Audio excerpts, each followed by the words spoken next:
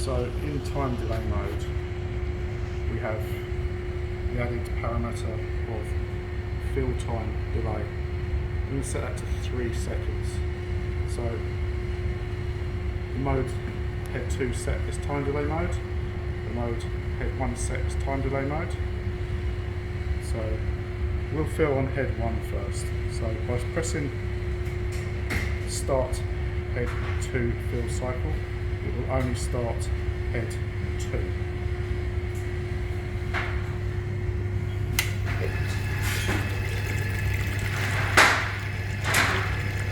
Completes the fill cycle, waits 3 seconds, 1, 2, 3, and then fills again. So that will continue until it's told to stop. So the operator will place the bottle underneath the filling head. At the moment it's changeover, bottle placed underneath, and then fill. So we're going to stop it, we'll press stop, it completes the cycle, and then stops. So I'll empty that.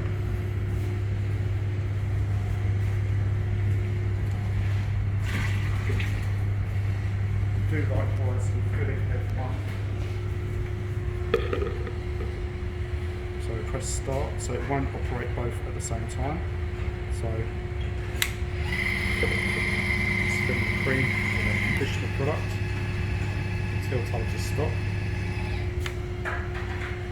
So if you want to operate both heads at once, they'll probably be both set to the same product. It's quite irregular to have 2 different products filling on the same line at the same time, although you can do part fills. So if both start both head cycles, both head 2 and head 1 will start filling together. And if we look at the screen, so one fill's finished slightly quicker, the 3 seconds comes up. If you look at the screen, you stop both fill cycles, complete both fill cycles